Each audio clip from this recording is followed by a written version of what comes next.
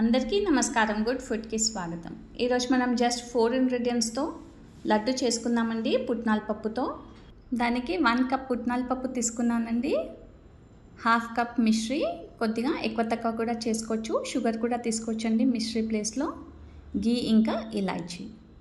మనం ముందుగా పుట్నాల పప్పుని డ్రై రోస్ట్ చేసుకుందామండి. ఎక్కువగా రోస్ట్ చేసుకోవాల్సిన అవసరం లేదు, లైట్గా కలర్ చేంజ్ అవుతే సరిపోతుంది. కొద్దిగా కలర్ చేంజ్ అయిందండి, ఇంకొక ప్లేట్లోకి తీసుకుందాం. ఇది చల్లారిన తర్వాత మిశ్రీ ఇంకా ఇలైచీతో పాటు గ్రైండ్ చేసుకోవాలండి, ఒక ఫైన్ పౌడర్ లాగా. మనకి పౌడర్ రెడీ అయిపోయింది. ఇందులోకి కొద్దిగా గీ యాడ్ చేస్తూ మిక్స్ చేసుకోవాలండి.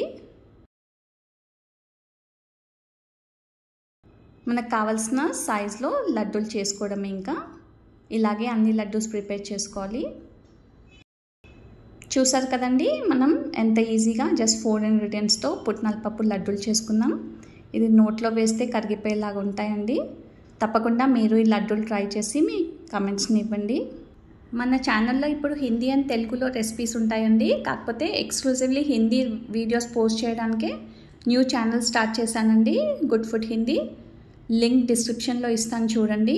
ఇప్పటి నుండి ఈ ఛానల్లో ఓన్లీ తెలుగు వీడియోసే ఉంటాయండి.